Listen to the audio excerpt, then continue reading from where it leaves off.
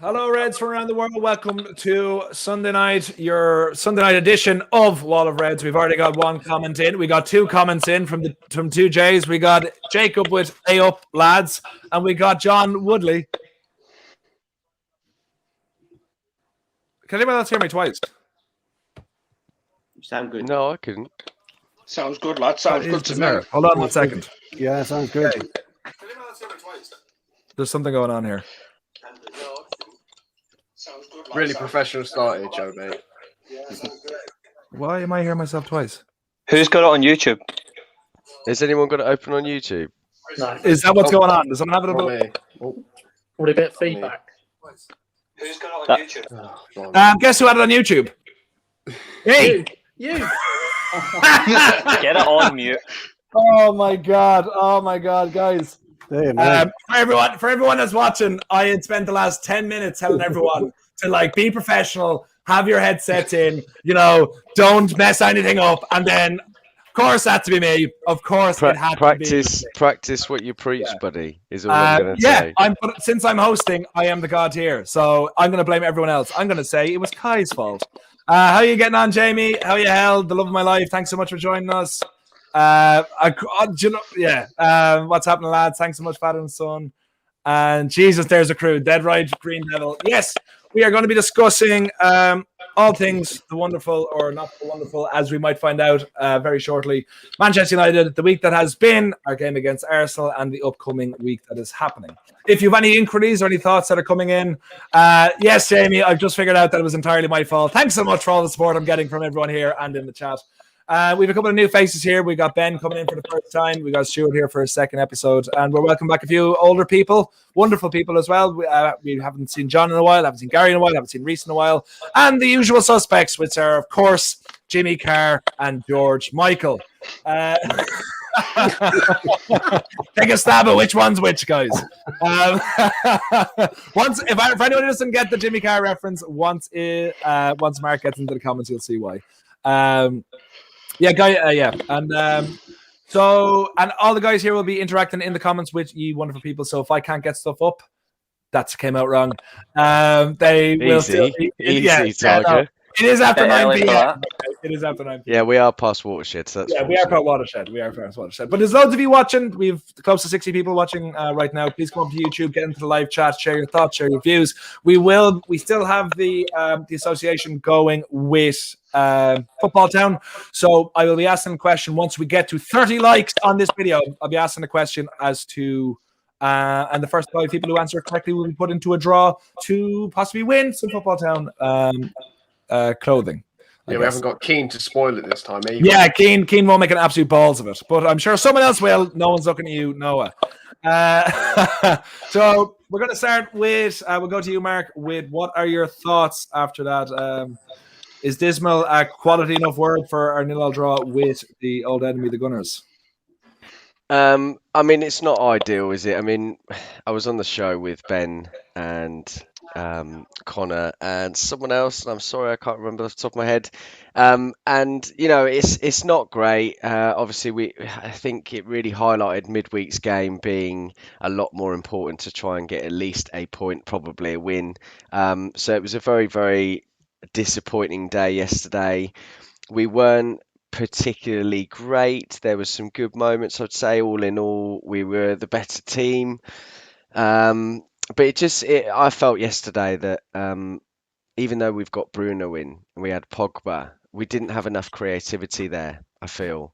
And I feel that the strikers were kind of feeding off scraps a little bit.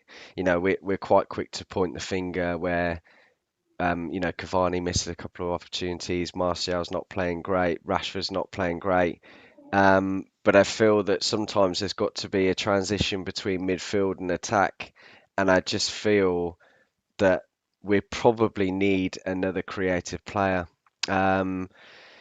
So, look, it's not a loss. We're still certainly in it. Leicester lost today. So it's not all doom and gloom. And we already knew that we were going to have to chase City anyway because they look phenomenal at the moment. So, not ideal, but, we take one game at a time, as I say every week. Yes, you do. You say it every single week, but we have to look at it as well and say that since the Liverpool game, this time last week when we beat Liverpool, we looked like everything coming up fine. We had beaten a top 6 team at home, a team we haven't beaten in a little while, and we were playing good football. And we went on from that to get 1 point, while Liverpool have gone on to get 6. So you have to wonder what has happened that they kicked on, and we didn't. Ben, for you, kind of to touch on the question for like the kind of theme of this whole episode, are we in bad form? Does that game for you, did that show you exactly where we are, or are you worried, basically? And I've muted you. A bit worried, mate, to be fair. I just think we just hit this sort of mental wall at the minute. It's just like we're struggling in that final third to just try to get things going. It's been bitty and a bit slow and a bit sluggish. It's not flowing the way that it was previously at certain points this season, and certainly towards the back end of last season, where we were playing great football. Things were flowing. Things were quite speedy in attack. It was quite speedy in transition. I just think there's a couple of players look like they've hit the wall a little bit. It's been a long, hard season. Games are coming thick and fast. Playing 2 or 3 times a week, it just seems that we're just sluggish a little bit. I think some players look like they've hit the wall. For me, was it a bad performance yesterday? 50-50 for me, 50-50. Because I think that's a really piss poor Arsenal side. Really poor Arsenal team. They were there to take it for me, and I'm still sat here today going, I'm disappointed. We created a few chances. Cavani could have had a couple on another day. But it's just like our forward play and our fluidity in the attacking sort of positions, the attacking third of the field, it's just not clicking at the minute, and I'm just a bit worried about that. Whether we need to maybe swap a couple in and out, maybe Donny van de Beek might be the player to come and bring in, to freshen that midfield up a little bit. I don't know. I would love to see Greenwood start yesterday, actually, to be fair. I've had Rashford on the left, Greenwood on the right, and just maybe... Because I just don't think Rashford, you're getting the best out of him on the right-hand side, if I'm truthful. I don't like him out on the right. I much prefer him out on the left, coming in from the left-hand side. But I just don't understand why it was a bit sluggish. It's like, I don't know whether it's a mental thing, whether it's a tired thing, whether it's been a tactical thing from the coaches to slow the play down a little bit. It's just very, very bitty at the minute. I just don't understand it too much at this present moment in time.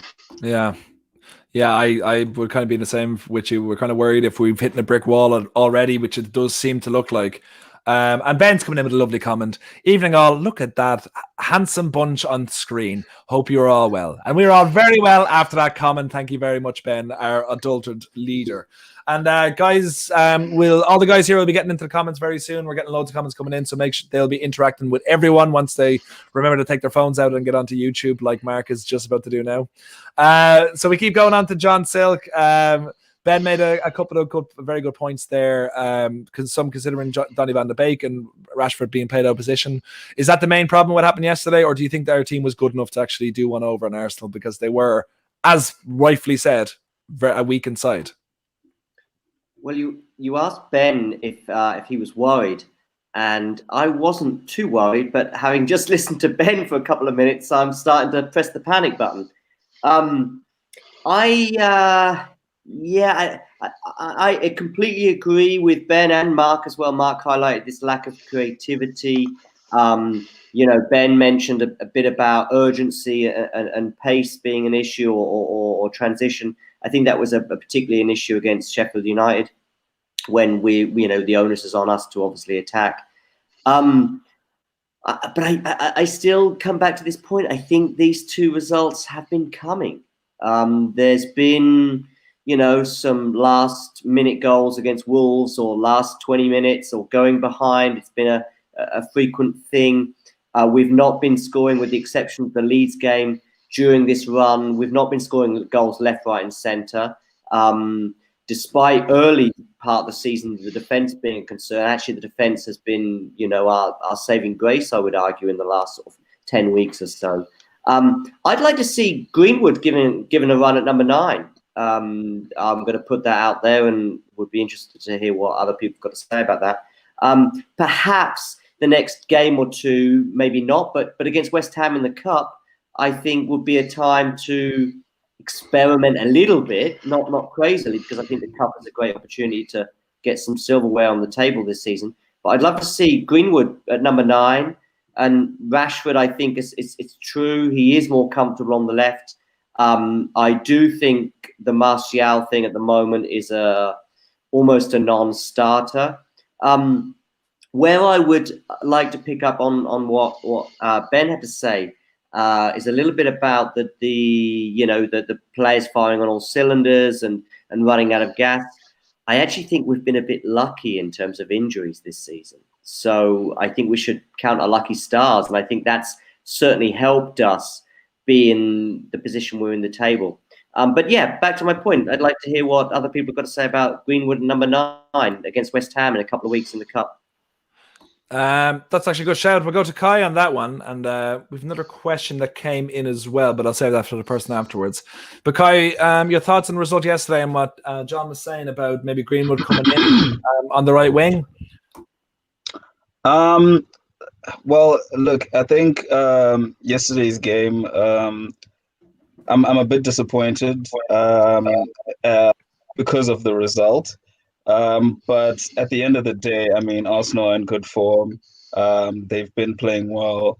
And at the same time, United's performances in these bigger games, I don't know, it just seems that they're a little bit nervous when they get into these games. So it's more about let's not lose this game rather than let's take this game and actually win it.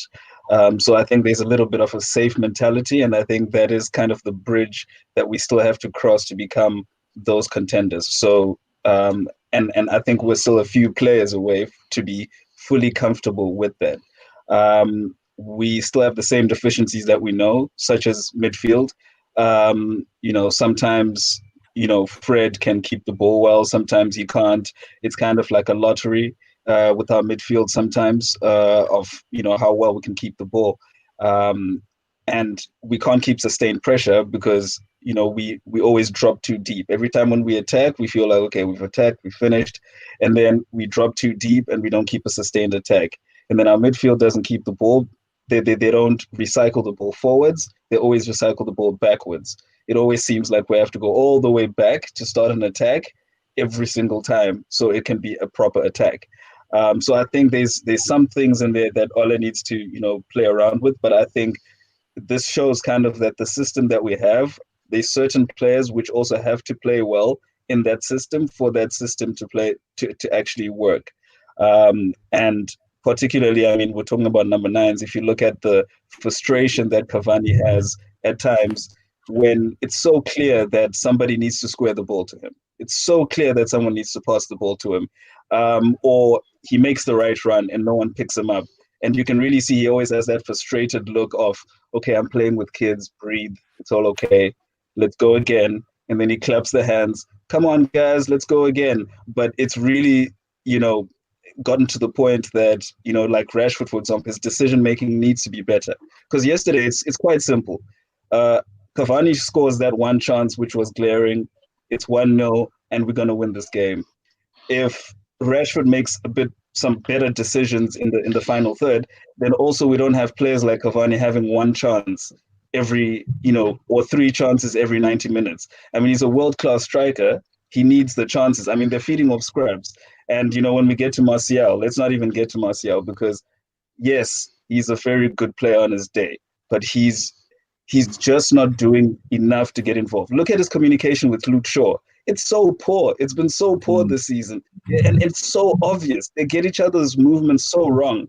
And then you see, and that's why I think one of the lads said that Rashford is better when he plays on the left than when he plays on the right. It's so obvious because his relationship with him is a lot better.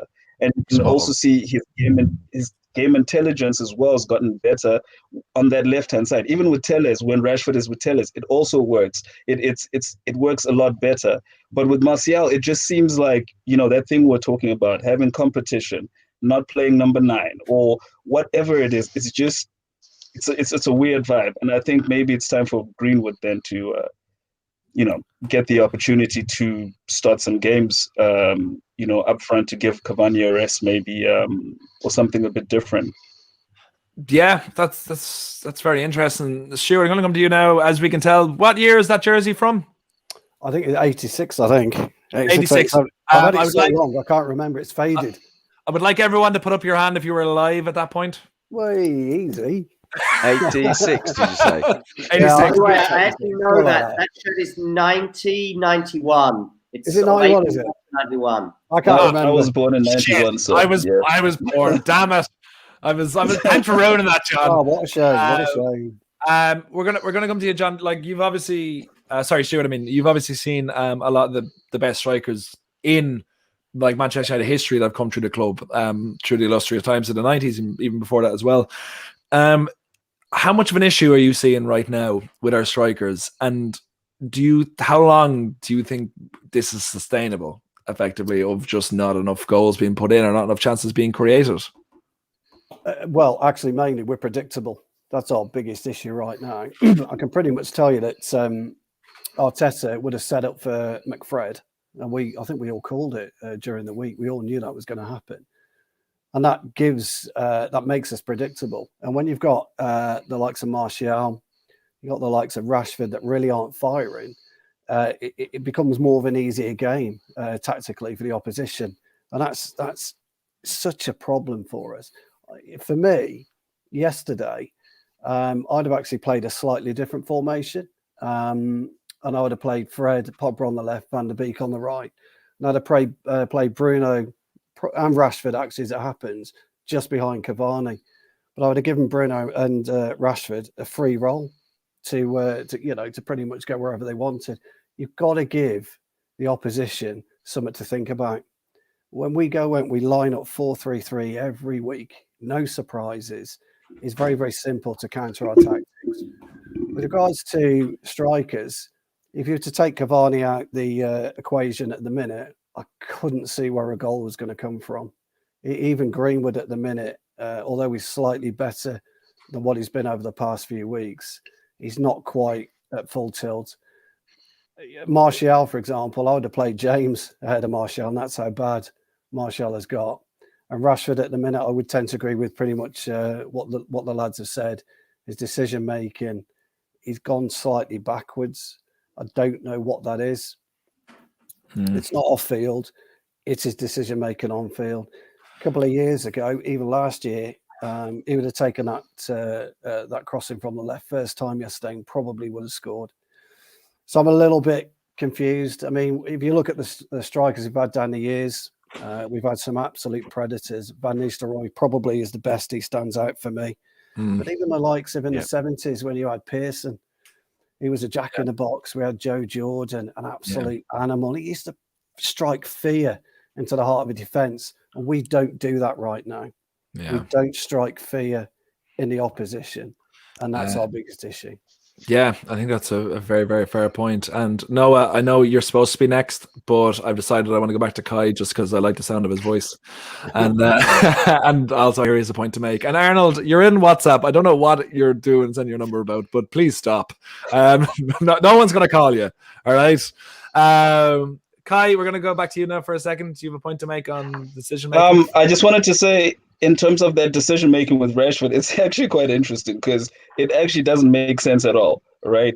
So we always say we need a right winger. So actually what we need is a right inverted winger or something like that. Or I don't know what the world is doing these days. So if Rashford is playing on the right-hand side, he's not an inverted winger anymore. He's just a guy playing on the right who needs to be a right winger. Now, being a right winger needs obvious decision making. You need to understand the position. How do you hug the touchline? How do you get involved in play? And how do you communicate with your fullback? None of that can happen because he's not even used to that decision. And that's why he looks so much better when he's on the left. because then he's an inverted, he's a proper inverted winger, and he can do what he does best: cut in, use his right foot to either play a reverse ball or whip it in, or do something else, or play the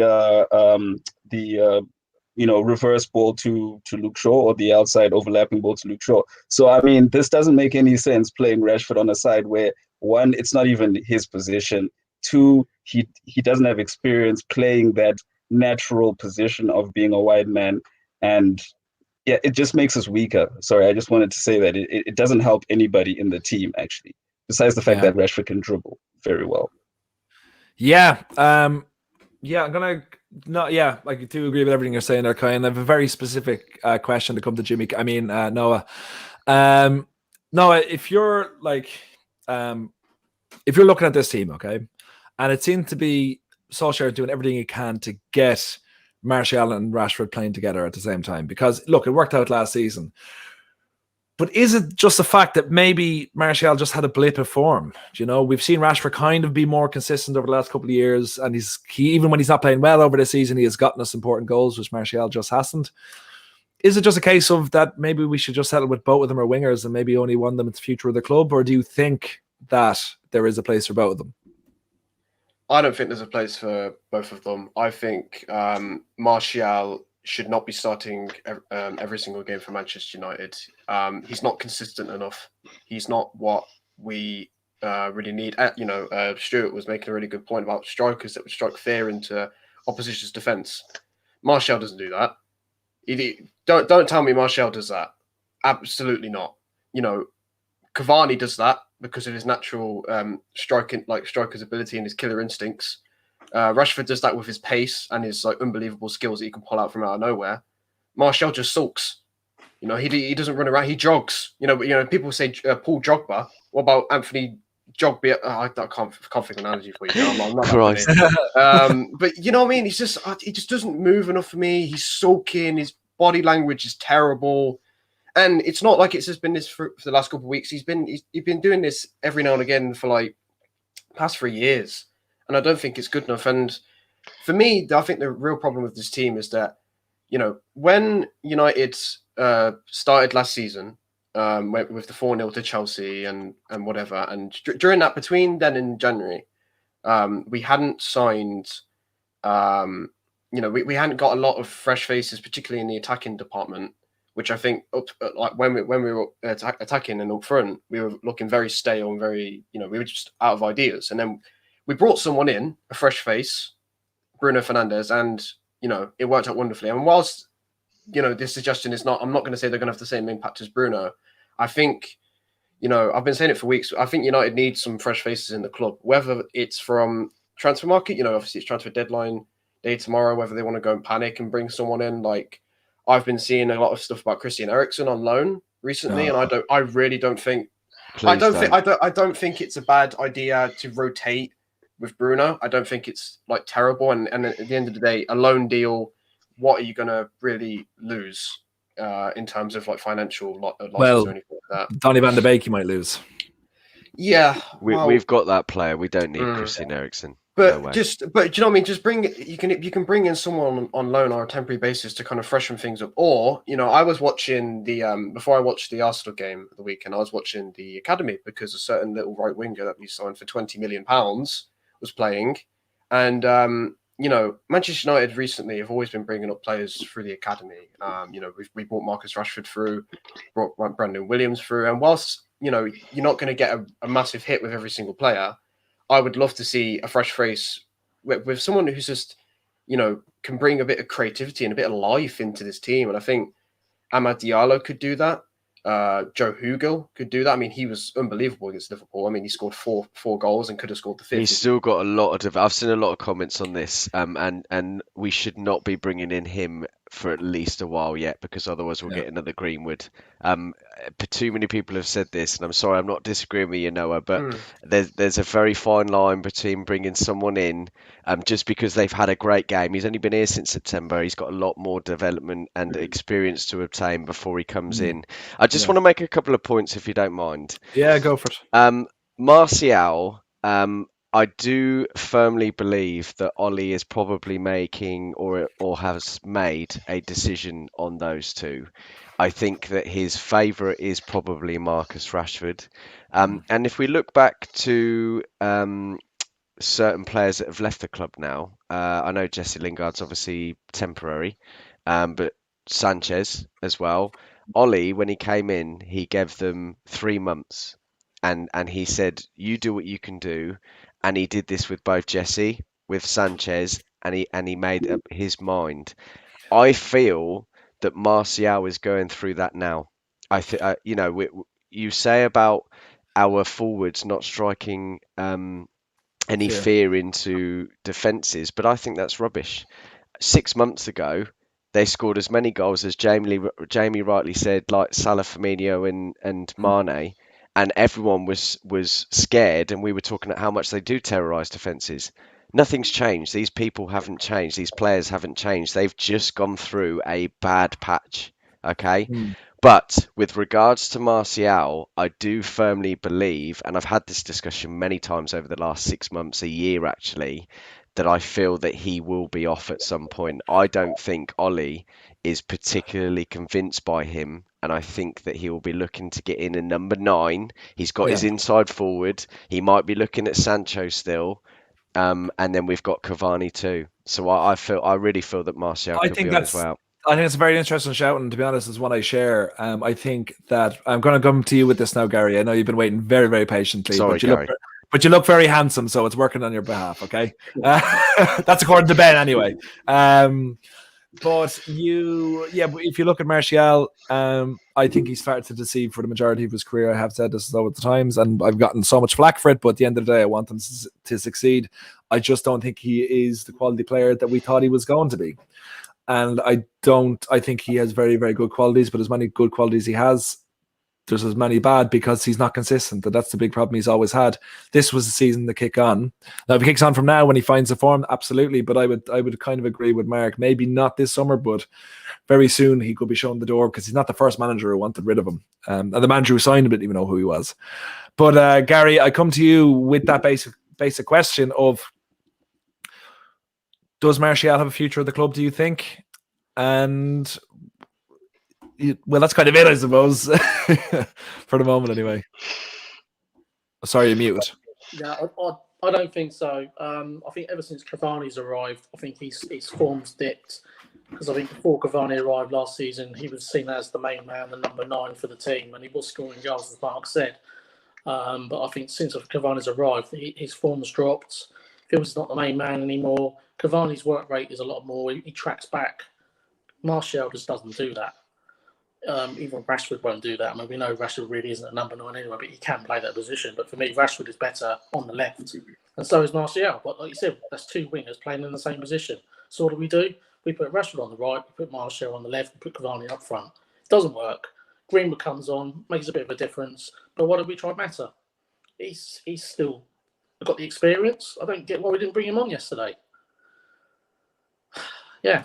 I think he's a little bit stagnated on the right-hand side, Mata. Yeah, maybe. I think obviously he's better as a number 10. We've got Bruno, we've got Van der Beek. It's very difficult to include that. The best time, obviously, the only time I can really think when Mata was involved with Bruno and Van der Beek, they were doing some sort of intellectual interchanging that they did, and they absolutely smashed Brighton. So I just don't think, and I think Ollie views that as well. I just don't think Mata's really viewed to be on the right. Well, no, very. I just think one of the guys mentioned Dan James, but for me, he's out of his depth. I really think he's out of his depth for the club. I just think he needs to experience it. Yeah, I agree with you. I don't think he's out of his depth. I think he was just thrown in the deep end, was used too much, and then hasn't. I don't look. I think we need players like James to fill up a squad. And well, that was my point. That was my point. That was exactly the point about Dan James. Is the way that Martial's playing at the minute. You may as well play Dan James because you're not getting anything out of Martial. Yeah. No, but guys, that was my point. But the honest truth is, every time we watch him play, though, just the basics. What you want from Dan James is for a player who's not who's not a flair player, who has certain strengths and who should just play according to those strengths. His basics are what frustrates me the most. Losing the ball easily or making the wrong type. The only thing that he should be doing is playing the 1-2 and going. Playing the one, not dribbling, not trying anything else. And I think he doesn't play to his strength. So he just needs to believe that he's a certain type of player, and he needs to just become fully that player. I think. You know, I believe Gary. I I think Gary has a point, or else he was just fixing a hole in his roof. I'm probably just going to say what he just said, but I think what Dan James does, he's too greedy on the ball. He just runs and runs and runs, and there's no end product. Yeah. You know, we had a certain Ronaldo like that for his first couple of years, but after that, Yeah, we did. Yeah, but You know, Martial right now isn't giving us any end product anyway. no, We're getting nothing out of Martial. So my point was, sometimes you've just got to mix it up. Whether it's right or wrong, sometimes you just got to mix it up. I mean, Yeah, and the thing is as well, Stu, the thing is that I've been saying about Martial is that there's no excuse, like, you know, regardless of what his like actual qualities are and what he kind of brings to the team and whatever. If you're going through a rough patch, you're going through a rough patch. You can't do anything about it. But there's no excuse to not give 110% every game. He's not doing it. He's not running. He's not like busting a gut to get into the. Name me one time when Martial made more than 5 runs into the box. He doesn't make runs into the box at all. He just stands there and just asks the ball to his feet. He's just so I don't know, like, regardless of what his qualities is, you can't tell. You're getting paid hundreds of thousands of pounds a week, and you're not going to run around on the pitch. You're not going to even try, because he's not trying at all, and he's taken up Marcus Rashford's spot in the team. So for me, I disagree. Okay, guys, I'm gonna take some ownership of this again. Someone's mic is cracking up. I put it into the group, so if everyone can just mute themselves, bar Reese, and then we can find out if it's at least if we'll know if it's Reese. Okay, it's not Reese. Okay, Reese, we need to find out what we haven't heard from you at all yet. So what are your thoughts on this Martial and who's it, Rashford debate? It's a bit of both. I left a comment in the live chat which I think is valid. Is in terms of Martial and Rashford, both are as good as each other at certain things. I think overall, the better player is Martial.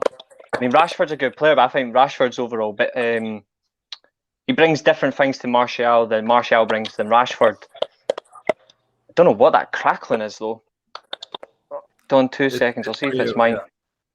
If it's mine, then it's his headset. Yeah, it is. Mine, it's his headset. Hold on. Okay, we'll come back to you in 2 seconds. Ben, you've been a lovely little man over there in the top right-hand corner, watching over everything here. So I need to come over to you next. What are your thoughts on this debate? For me, I think Martial reminds me a bit of a nanny. Blows hot and cold far too often.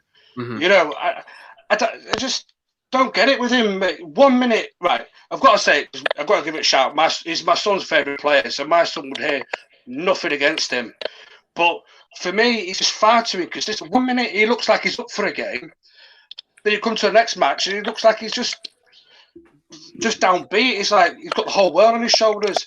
He reminds me a bit of a young Nicholas Anelka, the way he just sulks around the football pitch. You know, he just like... I like the guy. I like Martial, but if you just give me a choice between Martial and Rashford, I'll have Rashford over him any day of the week, mate.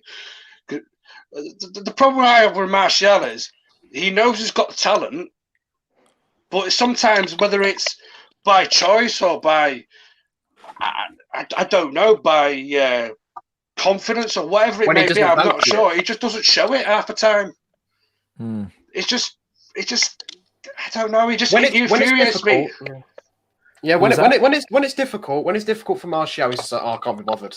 I'm done with this. I think we've seen... We're just going to go to Mark first, then we'll come back. I think we've seen a common pattern here.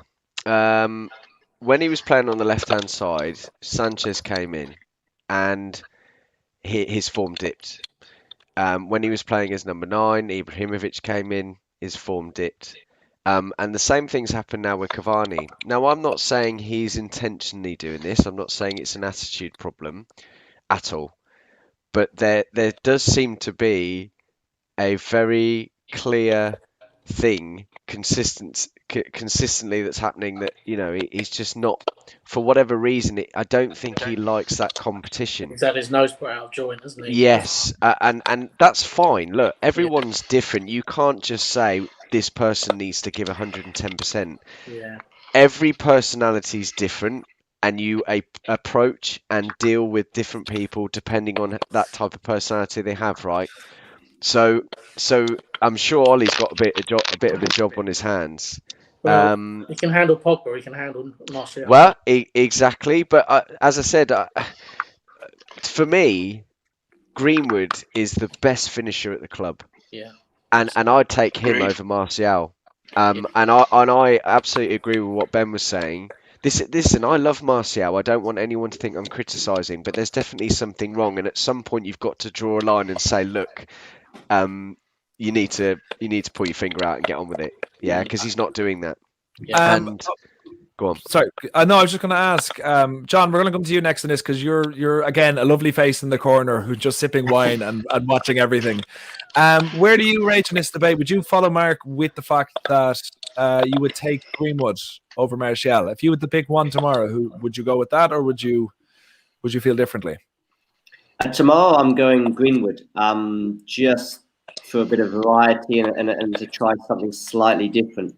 I think, first of all, I want to remark upon Ben's amazing, Manchester United superstore of shirts behind him. I don't think the jersey that he's wearing. It's great. When he mentioned about his kid and his kid's favourite player being Martial, and he didn't want to criticise him too much, it reminded me very much of when I was a kid. Cantona was my. I'm going off at a tangent here, but my mother was very scared about buying me a Cantona shirt because she thought that he would leave the club at any point, and that was always a kind of a worry with Cantona. But I was like, Mum, it doesn't matter. He's a legend, and the legend will only grow if he ever did just disappear off into the sunset. Okay, so what? Thanks, John. From John's insights, we just learned there that Eric Cantona was a good player. Does anyone want to try and disagree with him? Anyone? Can I just jump in on? Because I agree. No. You agree with John? Yeah. I want to say something very quickly about the front three, and then I'll let other people take the floor once more. That front three, okay? I think what is good about the options that we have right now, because we have 4, 5, 6 options. I mean, I heard Mata mentioned earlier, and I don't think he's under serious consideration right now. I think he should still make the bench because I think he's a nice option to have. And actually, I think against Sheffield United, I would have actually probably brought him on because I think it just would have been offered a different option. But generally, though, that front three, whether it's Greenwood, Martial, Rashford, Cavani, really, who are the serious contenders with possibly Dan James as a 5th or 6th choice, I like it in a way. And why I like it is because it's certainly a couple of rungs below, but I like it because, with Tevez, Ronaldo and Rooney, or when Cavani, for example, was with Paris Saint-Germain with Mbappe and Neymar, like I say, a couple of rungs below, I recognize. You can see an interchange, and I think it's great that 1 minute Rashford is on the right and Martial is on the left, and Greenwood or Cavani or whoever is down the middle, and then Cavani, don't rule out Cavani as being an option on the right. He plays on the right very rarely, but from time to time for Uruguay, for Paris Saint-Germain. So I think a front three against West Ham, for example, I know I've spoken about it before, but it could even be before, of Greenwood, Rashford and Cavani. Okay, mark my words. I think this could be the front three that will see us from almost now to the rest of the season. I'm not giving up on Martial. I think his performance against Sheffield United was dreadful. Not giving 110%, as someone said earlier, is such a big issue with Martial. But I think that could be the front three, and that can be an interchangeable front three. Cavani could be on the right in certain moments, and Greenwood down the middle, and so on and so forth. And I love that about the Tevez, Ronaldo, Rooney thing, and I think it could be replicated once more with those three. Going on from what John said there, and what everyone, I'm kind of getting. Oh, Reese is gone. Is there anyone here who is going to say, if you had to choose between Martial and Rashford on the left wing, it was only left wing, you couldn't play the two of them together. Is there anyone here that will put Martial ahead of him? No, not for me. No, Not I wouldn't play a front three at the minute. But we'll touch on that in 1 second, Stuart. I'm just kind of wondering. There's no third option, Stu. Stu wants to bring Van Nistelrooy back. Van Nistelrooy. Hey, what I was going to say about Cantona is, John, you're absolutely spot on, because what he brought was that air of arrogance to our team. Bruno's got this air of arrogance, but Cantona had almost people drop to their knees in front of him. And I'm hoping that Bruno can get to that, and he can get the best out of Martial. He can get the best out of Rashford and Greenwood. That's what I'm hoping. So John, you were spot on with Cantona, mate. Cantona is a very good player. I'm glad we agreed with that across the board. Bring back Cantona and Nistelrooy. What a fun two. Yeah, please pick me, sir. Yeah, we'll go to you, Gary. We'll go to you. You've been a very good boy. You've been a very good boy. I think Reed's back in. I just want to say, just on this, because I heard Bruno's name over there. I was just interested to hear, because in the last game against Arsenal, Martial was almost playing very close to Cavani type of thing. And Bruno was moving more into kind of the left-hand position and something like. Is that something that was by design, you guys think? I don't know if you guys noticed. Ask that question again, Kai. I'm just saying Martial wasn't really playing on the left-hand side so much in the last game against Arsenal. He was playing a little bit closer to Cavani type of thing. And Shaw was basically by himself on the left, and Bruno was pushing to the left a little bit. Is that something that you guys think was by design, or is Martial playing a different position, or is he moving around, or what is he? Because he's not playing just as traditional on the left. I think let's face it. Bruno plays where he wants. I mean, he's all over the place. He tracks back. He works hard for the team. He's absolutely superb. I mean, he is the best signing we've had since Cantona, I think. He's all over the place. So Bruno, it's always hard to tell where he plays sometimes, but I just think he tracks back. He works the socks off. We'll touch on the good times as Cantona and Ronaldo. Maybe on a bit more of a lighter episode when we aren't trying to save the club. But we'll do it in the international break. Yeah. No, because Ireland will be playing then, and they're my world. I like being miserable with Ireland. You won't be on here then, Joe. What's that? You won't be on here then, Joe. I'll still be on here. I'll take the reins. I'm sure you will. Anytime. Oh God. So, Stu, we're going to go back to you now. You said we shouldn't be playing a front three. We're going to go touch on that. What way should we be playing? And is this to utilize what we have, or is it still going to be becoming between Martial and Rashford? No, I just think with our current form of of Martial and Rashford, there's no point playing a front three because they're not productive enough for us.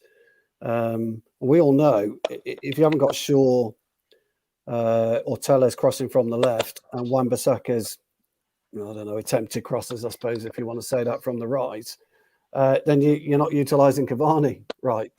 So for me, I would play two behind Cavani, and that would be Rashford and that would be Bruno. And that, to me, would give defenders a bit of an issue. Now, all we do is play 4-3-3, and every kind of coach in the Premier League knows we're going to play 4-3-3. They set up the low block against us, as did Arsenal. I know Arsenal did attack us, but they did play the low block, and we get to the 18-yard line, and we're kind of devoid of ideas. We're either trying to be too intricate, we're playing it too late out to the fullbacks, or we're trying cute little passes, cute little dinks to the back post. Can I be honest, Stu? Yeah. You talk about 4-3-3, and I've alluded to this so many times.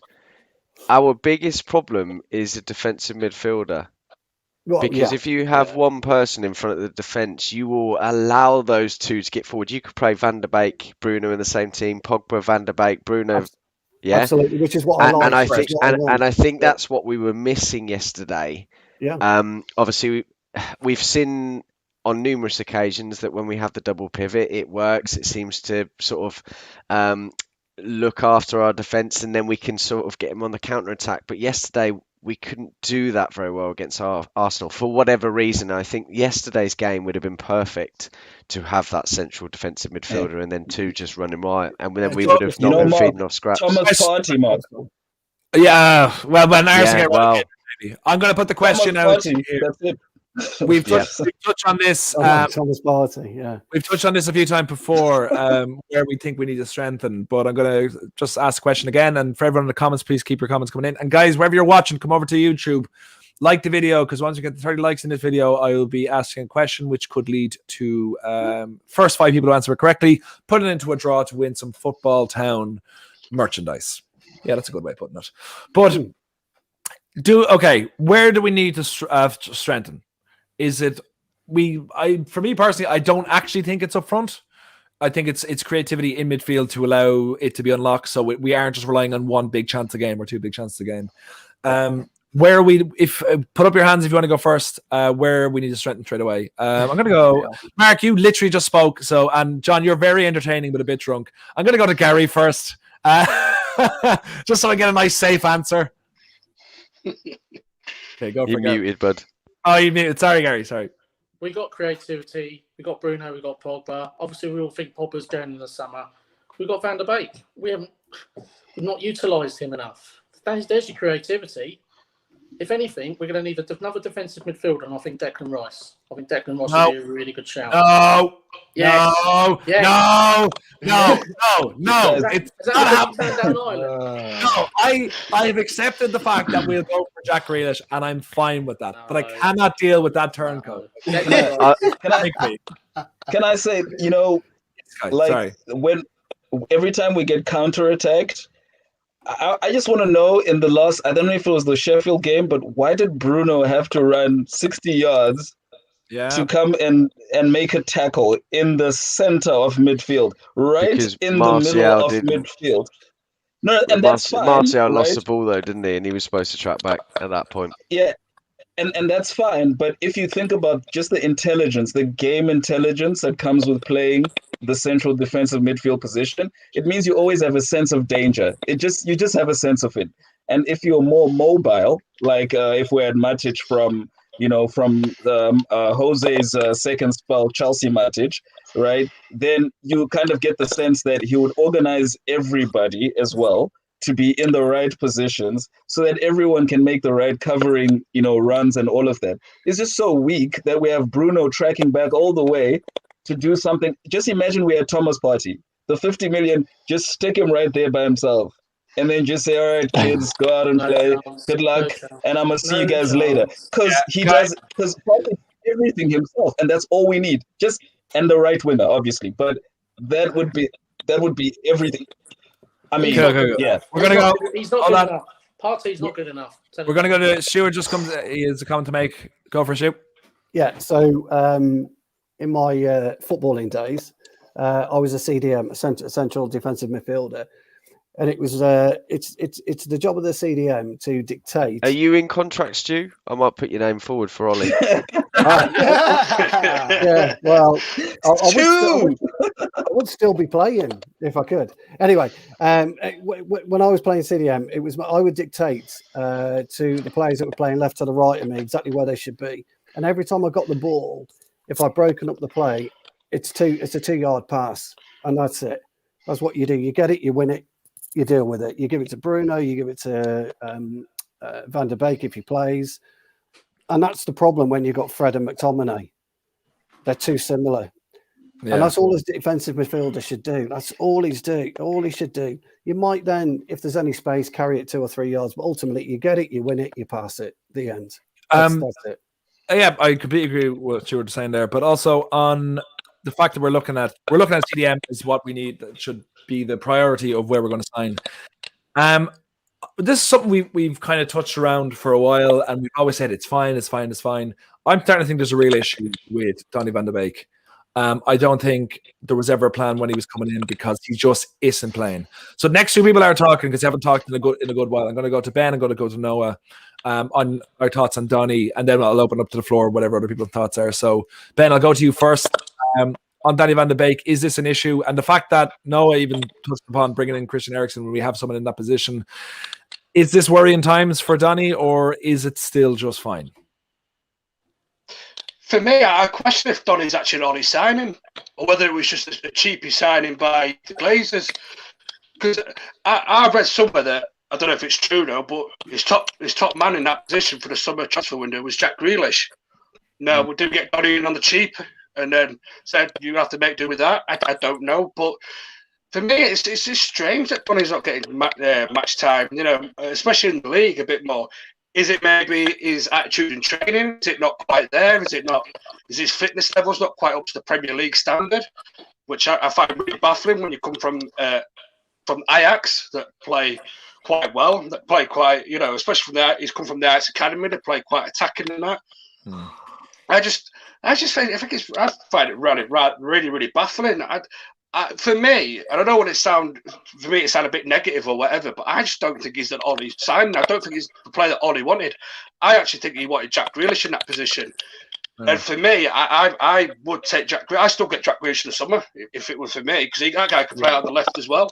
Seen it yesterday, assisted from the left-hand side for their goal, you know, against. But yeah, I just don't know. It just baffles me what's wrong with Donny van de Beek, because he's got all the talent there. Yeah, it's just I think it's a fitness thing. I just don't think he's either applying himself and training well, or whether he's just not up to the speed of the English game. But then again, you can throw that question: is how could he get to the speed of the English game if he's not getting the chances? But deep down, I just don't think Ollie fancies him. Okay, we'll go to you on this same question. Then we'll go to Reece afterwards. Yeah, no, I completely agree. You know, there's been loads of news circulating whether Ollie actually wanted Van de Beek, and I think that he was a player on the shortlist as a backup to Jack Grealish in case Man United couldn't get him, because I've seen reliable sources from people from The Athletic and other places saying, you know, Jack Grealish told his friends, his close friends, that he was going to go to Manchester United at the end of the season, and obviously, because Villa stayed up, and obviously because of the COVID pandemic, it crippled Manchester United and all clubs' finances to the point where they couldn't afford him because Villa wanted £80 million. And the Glazers said, we can't afford that. You're going to need to choose someone else. So Ollie goes to a shortlist, picks out Donny van de Beek, and that's who he signed it. Because I think he desperately wanted another option that could play in either Bruno or Pogba's position, and I think Van de Beek kind of seemed like that. But I think the thing why he hasn't played as much as, say, Jack Grealish would have is that he's not he isn't up to the speed of the English game. Because one thing that I've always noticed with Donny that he's struggled with is not only the physicality, but when he's going either up the pitch trying to drive the ball forward or tracking back, he can't keep up with the players around him, like on the opposition side. And I think he's really struggling with it. And that's why he has to use his intelligence and his passing ability to kind of break a team down or get us spread the ball where he wants it to be, rather than actually picking up the ball and driving it forward like a normal attacking midfielder would. Do you know what I mean? So I think Ollie panicked and signed Van de Beek because he just wanted to sign a midfielder. So that's where I stand on it. So yeah, and also just if I can quickly make a point on, we were discussing who I would want Man United to sign. The defensive midfielder, I wouldn't want Rice. Don't worry, Joe. I would like either Zakaria for Borussia Mönchengladbach. Okay. I think he's really quality. Or if United need to go on the cheap again, which I wouldn't like ideally, but if they're going to, there's a great lad at Brighton called Basuma, and I think he's been playing really well at the minute, and I think he could do a good job. So yeah, one of those two I think would be great. See, I think the interesting thing is as well is, and Zakira is a fun name to say.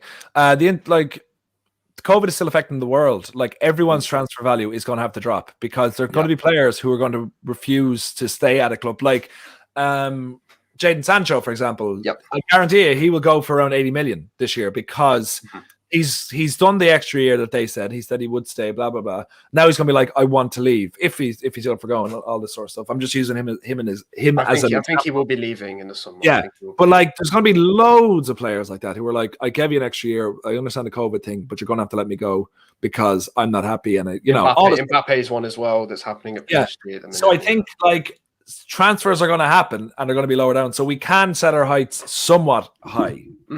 Like I don't think we need to go for a cheap option because I think the cheap option with still. I think the I know. I'm just saying it just because it's the Glazers, and we all know what they're like. I know. I get you. Reese, we haven't heard from you in a little while. But I know you've been listening. You've been great in the live chat with everyone. Where are your thoughts on what we're going on about?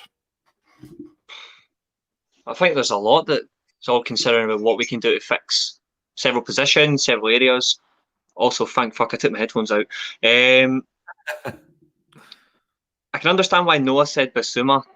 To be honest, I'm not too keen on him. I mean, but he has had a good season. I'll give him credit. He's had a good season. I'm just not too keen on him. I don't think he's the player we need. I don't think Rice is either. He's good as well, but we can certainly do better. I'm not sure if there's any. I think the one thing we've got is we've got two very good coaches that played that position, like Fletcher and Fletcher and Carrick. Yeah, I would insist we would use their knowledge of that position more to actually coach the players we've got to be better at the position, especially because we've got Matic and he's the only specialist CDM we've got. I would use his knowledge as well. Certainly could potentially help McTominay. It could also improve Fred. Otherwise, what's the point playing him there? Or you do the smart option and you play three at the back and you just play two midfielders in there without having to play as CDMs. That's another option. It just depends on how you want to coach this team. That's my only real concern. I think we do need to look elsewhere, but there's nothing much of an issue about signing players within the league. I don't think we have to look down the table. Look in and around where we are is my option. That's what I would prefer if we're looking from the Premier League. Look where we are. Don't look right at the bottom, because you can't guarantee a player that's in the relegation zone could do a good job for Man United. And that's not me saying that they're crap. It's just we have a specific standard. We should look to it. Don't look at the bottom half. Like we should be smarter about decisions like that. That's what I would take on it. Yeah, that's a fair point. I agree. And Zakaria is my priority, Reece. Don't worry. It's just he's my preferred option. Yeah, he's my preferred option. I know, not about him, but he's got a fun name. Okay, who want to jump in? Does anyone else have any recommendations for signings we should look at? Mark, thank you. Mr. Biggs in the corner there. Thank you. Right, couple of things. Yeah, we do need a defensive midfielder. Zakaria would be my choice too. I think Neves is a good option. I see people talking about that. Sorry, say that? What'd you say? I said Leimer from Leipzig. He's another smart option. Yeah. He's good too. What's Sabitzer? I'm not going to talk. I'm not going to talk about signing so much. I want to talk about Donny again, just to clear up a couple of things, if you don't mind. I do believe he's an Ollie signing. I believe that Grealish would have been his number one, and that's because he was looking for a more creative player, but also Grealish can play on the right and the left too, which we're obviously struggling on the right. But because of the 80 million, that's why we didn't get him. Now, I think I've read a lot of things recently, and by all accounts, Donny van der Beek is happy. He is aware that he will be used. Pogba is probably going to leave, and as I said to you earlier, when we've got a defensive midfielder, we can play two in front, and Donny and Bruno can both play at the same time. So I look, we don't know what goes on behind closed doors, but I'm absolutely sure with Ollie and what he's brought in from top to bottom with signings, with the process and the building blocks, he would not have accepted that as a signing if he didn't want Donny van der Beek. So he's done that with everybody that's come in so far. So I do not think that this was just a Glazer thing to get someone for cheap at all. Okay, and I do think he will be used a lot more next season. It's very. Listen, I love Donny van der Beek. If anyone's watched me on a few other shows, I absolutely love him, and I've been gutted that he hasn't played as much as he has. But he will get his opportunity. He is a different player. He plays for Ajax. It's very different football. It is about integration. He will get his opportunities. Okay, so don't worry about him. Everyone knows what's going on. Ali's going to integrate him when he needs it, and it will be okay. He will be all right. He's 23 too. Yes. Everyone wanted him. He's 232 years old. I know it's quality banter. He said he's 23 too. Okay. Hello, is this thing on? Hello. Yes, Joe. I mean, it is good that Van de Beek's only a week younger than me, eh? He's bang on a week. Thank you all for your he's support. got- Guys, we're for everyone, please, wherever you're watching, come over to YouTube to check us out and like the channel, like the group, and all that. I've just put up a poll on. Who said that? Kai just threw up my. I think that was Kai. Oh, sorry, I was so confused there because no one moved. I think Cookminers from AZ Alkmaar's a smart option as well. But He is good. He is very good. Yeah. Okay, can the younglings please stop for a second? Okay, Daddy speaking. I can mute. I just put up a poll on All for United. If everyone is watching, want to go up and vote on it, which is who would you rather sign in the summer, Jack Grealish or Jadon Sancho? So I want to put this to you guys now. Who would you? Because let's be honest, we are only going to go to sign one if we're getting one, and who would it be? Has anyone got an opinion right away that they go for? Yeah, and we're gonna go to John Silk in the corner. He's barely hanging in there. He's had a glass and a half of wine. So I'm going Jadon Sancho because it's all about going straight into the first team. And I think that's the gaping hole, if you like. If there is a gaping hole in our team, I recognise central defensive midfielder is a hole, but we've actually got 3-ish options there, if you like, with Fred, McTominay, and Matic. But that is the gaping hole. If we get Grealish, okay, with the current group that we have, there's question marks about Pogba and everything else. But if we get Grealish, I still don't know if he's. Where's he getting in the team? Well, what's going on? Where's he going to be immediately going into the team to improve? He's a great player. And I think Solskjaer does like this idea of having 2 players in almost every position. I think that's why he's on the search for a right back as well. And so therefore he would just be interchangeable really with Bruno, because I think you cannot have 2 number 10s in a way, which Grealish and Bruno would ultimately be. It's not happening unless you're only going to play one forward, which with the options that we have and the way football is, I just don't see that happening. So for me, it's Sancho. Boom. Cool. Sorry, I'm just typing something there. I definitely spelled Grealish's name wrong. Did I spell it wrong? Grealis? No, I think that's right. That's right. That's right. And like I said, I've forgiven. I haven't forgiven. I never forget, but I understand Grealish not playing for Ireland. Declan Rice, I want him to be killed by a stampede. Okay, we've got one for Sancho. Is anyone one for Grealish? No one. No one wants Rick, really. No one wants Grealish. Oh, Kai, wait, hold on. Kai put his hand up, put his finger up to be precise. It was slow, but he did it. So I'm interested to see what Kai's thoughts are on this. Like an umpire, he's like a cricket umpire. You see, I'll tell you what.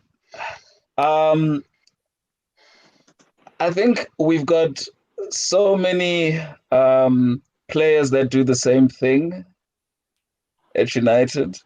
And I'd just like me a little bit of, short socks, the ones that are just below the calf, slick hair bag, don't really care, 50 fouls a game for us. I just, that's all. Cool. Nothing football related. Man as well. Isn't he, football related, just a little bit, because I just like those socks. I mean, how can you have socks which are just? I tell you what, Kai. I thought my album was pretty good. Fairly strong, but I tell you what, case closed. I think. Yeah, case closed. Yeah. That's perfect. Yeah. Hey, Emma, thanks for joining us. We're all losing our minds here. That was literally the only debate back for signing Grealish.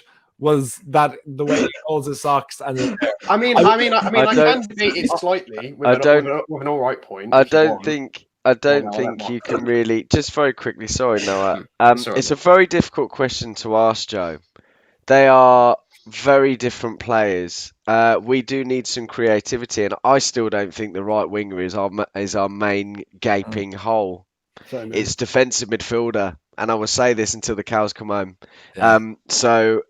Then we fill the right winger, and I think we will go after Sancho. I don't think we're going to go after both him and Grealish, but I don't. It's very difficult to ask that question. I couldn't answer it for you out of those two. Well, Twitter is I'd so go a far. bit further than that.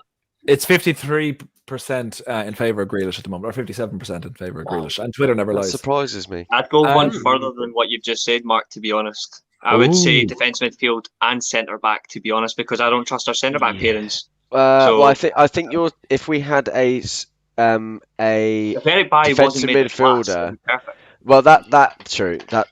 They still haven't wrapped him in bubble wrap, though, have they? No. If we had a proper central defensive midfielder that can look after those centre backs, we would see a much better centre back partnership, regardless of who's playing. Because we don't have any consistency, because we don't have that one man, because we don't know who's going to be playing week in, week out. That's the problem. Look how good Trust Ndidi me. makes Leicester's defenders. Yeah, but you know, as well as that, with our centre backs, though, I think Ole still is gonna have to make a big decision, because I think he's also in a loyalty thing, right? He got to the club and he found Victor over there, right? And then he got there and then he found Bailly over there. And then Bailly plays fantastic, when he's on the pitch, when he's fit, but then he gets injured too much, so you can't really trust him. But then you look at Victor and you're like, yo, dude, you've done so much for me. And then he has to look at Maguire and say, ooh, I've made you captain already.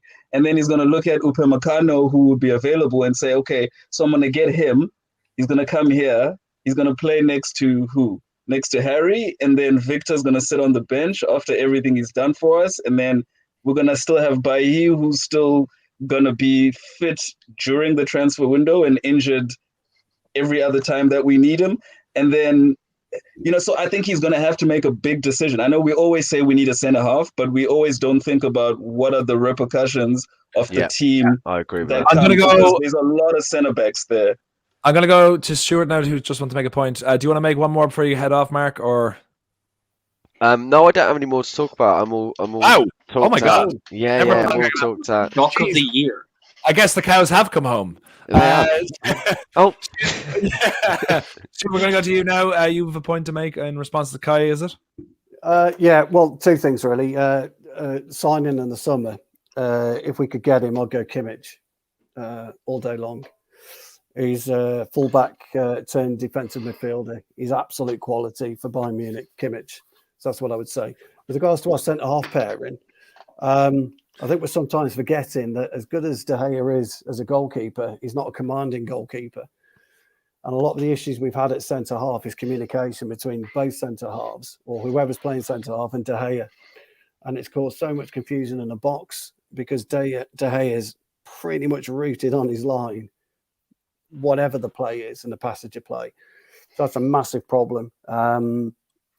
So I don't really think whether you switched out Lindelof, whether you switched out Maguire, or whether you switched out Bailly, you're still going to have that issue with communication between the goalkeeper and the two centre halves. I'm going to go to John, who has a point to make on Kimmich. Yeah, I with the pen and paper, I had a fantasy of who we could find and who we could buy this summer, and with money being no object and everyone's available, Kimmich was pretty much that number one. However, realistically, we also know that with money and other issues and COVID, and whether we're going to be able to prize him away from the current Champions League holders is it's close to being fantasy. But he is the one, Stu. I completely agree. He's the one because he with him you would probably fix the backup to Wan-Bissaka or the alternative to Wan-Bissaka and that central midfield holding one. I mean, you've got those ticked in one signing, if you like. I mean, by the way, with the ultimate signings I was looking at, I also threw in Sancho and Haaland, and then that's your dream summer. But we can dream.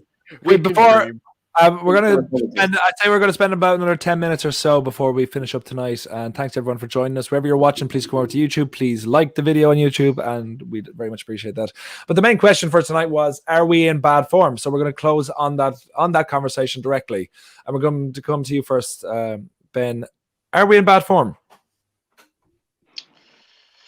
Oh, Christ. Are we in bad form? I don't know. Like I said earlier in the show, I just think we've hit a mental wall at the minute. I just think we've hit a wall that it's a bit like, you know, when you do like your sports day, your school sports day and everything, and you do all your events and everything, and your last event's like the 200-meter sprint or something, and you've absolutely put everything into that the first lot of events, and you're just blowing out your ass basically. I just think a few of our players look like they're blowing out their ass, and it's just we're just hitting a wall, whether it's mentally or physically, and they just look like they just need a rest or two. I don't know. I wouldn't say we're in a full-blown crisis or anything like that. I just think we need to go back to basics, go back to the way, or go back to the things that we're good at, and that is fast-paced attacking football. Yeah. But how can we get that back when games are coming thick and fast and there's little or no rest? And my fear is we're going to go into next season exactly like that because there's no rest. There's the Euros in the summer. You're coming up and then you're straight back to a season again. There's little or no rest. And that's why, for me, I think we should. I can't see we're going to hammer the transfer window, but in the summer we need to bring people in. And go back to that Grealish point. For me, I'd bring him in because you don't know what's going to happen with Matt. Matt's going to be another year older. We're going to get rid of him. Jesse Lingard, is he going to come back? Or are we just going to get shift back in the summer? I'd like Grealish and I like Sancho and I like another centre half, but I like a CDM to come in. But I can't see them all coming in at that same point because I don't think the Glazers are going to give us that much money to spend on a player. I just think we're a bit bitty at the minute. We're a bit unsure of ourselves. I think we should need to get that cockiness back a little bit, if you were, that arrogance that, look, we're Man United, don't matter who we're going out to play, we're just going to... Ollie makes a great point, though. Like, we should never be outrun by the opposition. We should outrun every team. But we're not doing that. We look absolutely dead on our feet, some of the players. Or some of them look like, in Martial's case, just look like the whole world's on the shoulders at this moment in time. I just think we need to try and find that spark again, that little spark that we had that's just got missing over the last few weeks. Yeah. But I put it down to mental tiredness. I wouldn't say it's a full-blown... Yeah, I think so as well. And speaking on the Euros thing, this is why United should buy only Irish players, because we never qualify for tournaments, and then therefore we don't have to worry about people going out of form. Stu, we'll go to you next. Are we in bad form? I'm with Ben, actually. I think Ben's right. I think now's the time for the players and the squad just to dig deep. But the amount of games that we've had since Project Restart or whatever they called it, and with the Euros coming up, there is absolutely no break. We need Tampa Bay to win the Super Bowl, I think, because then the Glazers will be flush with money. They did, didn't they? It's next week, isn't it? Oh, is it? Yeah, it's next week. Sorry. Okay. I couldn't give a shit. Sorry. But either way, it's a point in time where we've got to dig deep. I mean, I think we've all played in teams where we've been up against it, backs to the wall. You've got to just start grinding out results. I want to go back to the free-flowing, attacking football that we played a few months ago, but I just don't think we've got it. I think it's mental tiredness. I think it's physical tiredness. And Ollie, at the minute, and I don't want to touch on this too much, but he's got to start utilising the squad during the matches. Not making a sub till about 80 minutes. It's just no good. It just isn't good enough. You've got to want to change the game. So, Ben's right. So, agree with you, Ben. Spot on, mate. Noah was just into the private chat there. He said he's going to do a Solskjaer impression tonight again. I didn't even ask for it, but he said it went down so well that he'll do it for everyone. No. And don't worry, I'll give you. Do you know what? I'll give you time to work it up and get mentally prepared, and we can all prepare ourselves as well. I'm going to put it on, and no, I'm putting it on Twitter, so people are going to tune in just to see it. Kai, on to you now, buddy. Are we in bad form? No, I wouldn't say we're in bad form. But maybe my only concern is, like Stu was talking about, digging deep. Because I actually feel like we've done that in almost every game this season. Like all of our 21 points that we've won from losing positions. I feel like we've been having to dig deep very often. Sometimes it's been less dramatic than others. Sometimes it's been more of a chilled one. We just concede and then we get into the game after. But I think my concern would obviously be that we've just had a game where against Sheffield, where it didn't work, what normally happens, that they dig deep and they, get through it. And then against Arsenal, they can't, finish easy chances, and then that starts playing on them. And then we look at City, and then they just go, 3 points clear, and they can go 6 points clear. So I think I'm a little bit concerned about that mental aspect, how they'll deal with it. And they really need to come together in terms of that. And I do need to say, to Shaw and Pogba have held the last few games when we haven't been playing so well. And I think they've been very, very important for, especially in a creative sense. Bruno's been bad for a few games, but because Pogba's showed up, then Bruno's had some reprieve, which has been great. That's what a team actually does. So that's okay. And Shaw has really done well on the left, as well. But now we need to, have more areas in the team that are going to also perform at a high standard. I think too many are dipping at the same time. Cool. We're going to go to the bottom line now. And guys, I'm very tired. So if you can keep this as tight as possible, I would very much appreciate it. I've had a 10-hour shift. But what will pick up all of our spirits? I'm going to go to Noah next because I know he's dying to do it. Everyone on Twitter knows about it. And the viewership has gone up tenfold. So let's hear it, Noah. Yeah, no, I'll speak normally first. So I'll speak normally. Okay, but as long as you know what's coming. Yeah. So are we in bad form? I'd love to say we're not because, obviously Manchester United on my team, and I want to say we're flying in full colours every single game of the week. But when you look at the stats, it's hard to disagree. We've dropped points for the third time in 4 Premier League games.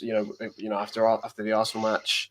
We've dropped, and the thing is, I saw some people saying, "Oh, well, the teams that we've dropped points to are Liverpool and Arsenal." For me, Manchester United, in the hope to be more ruthless and in the hope to do a title challenge or win the FA Cup, etc., you can't be saying, "Oh, well, it's Arsenal at the Emirates. It's a difficult game." It's like, I don't care, because the thing is, I think with Ollie sometimes is that, playing McFred against Arsenal, he looks at the actual club he's playing against rather than the first 11.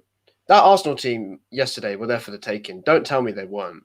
They're playing Cedric at left back, and we've got Marcus Rashford, one of the best young players in the world, on the right wing, and we're just not producing it. And I don't know. It was just terrible. But we can dig deep. Obviously, we saw. How we were at this stage last year, when we lost to Burnley 2-0 at Old Trafford, and we're on the ropes. Solskjaer's job was on the ropes, and everything. But obviously, we had a fresh face to come in, like Bruno Fernandes, and that's why I'd still like a fresh face to come in. But I think at the end of the day, what Ollie should be saying, and here you go, Joe, you get it ready. We're Manchester United. It's what we do, and we're going to go to every game thinking we can win and get the 3 points. So there you go. Awful impression. Where you go. Well done. Are you happy? Are you happy, Joe? Everyone loves Scout Sally, yeah? Yes. I can't do it. Not like bullying a child.